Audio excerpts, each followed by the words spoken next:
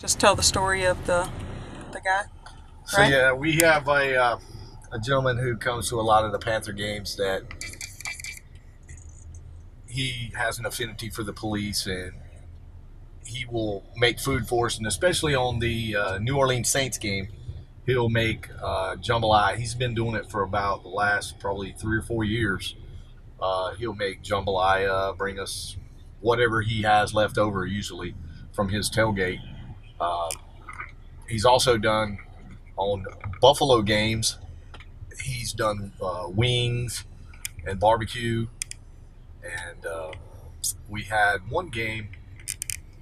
Can't remember who it was, but they brought just like Mexican tamale thing, uh, home style tamales with in the in the shuck of the corn, just like authentic Mexican food, and so that's basically what he does. I mean, and today it was jambalaya and like a jambalaya rice with shrimp and some brownies.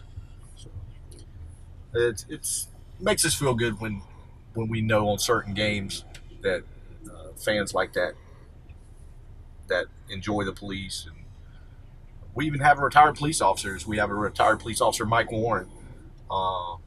On one of the major games he attends, he'll make a big spread of barbecue and ribs and or chicken, and he'll bring all of it down here when he's done. So that's pretty much it. I mean, that's the thrills of directing traffic at MLK and Graham. Hugo, my father, we were one of the French Quarter was one of the only restaurants that had power back then. Of course, back then there was only one out of we were maybe 25 restaurants. Now there's 300. But we opened up the doors and we were so busy we sold out of food, and then people were asking us to sell them anything that we could make, coleslaw sandwiches, mustard sandwiches. And then my father went home that day and he felt really bad, that he was actually profiting off that. So the week later, for all the police officers, all the fire department employees, anybody that was volunteering, he fed them a free lunch, a spaghetti lunch for, I don't know if you remember that or not, and they published it, it was on the Charlotte Observer, and that made him feel a lot better, and he got notified for it. They gave him like a plaque and stuff like that, and so that's that was years and years ago. And so it's funny because we just remember the anniversary of the Hurricane Hugo, now that Irma hit, and it almost came that same path. Um, but since then, all the police officers that come in, we give them a discount from our family to the police officers. That we welcome them and we honor them and respect them for keeping our city of Charlotte safe. 1986, and my father's friend, who was a realtor, a commercial realtor, showed him the business that was for sale. And everyone thought that my father was crazy for opening up a restaurant uptown 32 years ago because there was nothing uptown.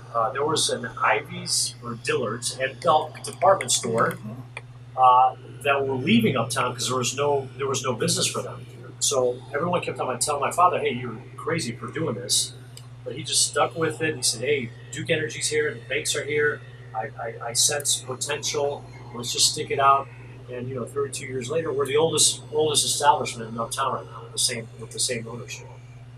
This is actually considered Brevard Court, and it was built 100 years ago. Believe it or not, we celebrated last year our 100-year anniversary.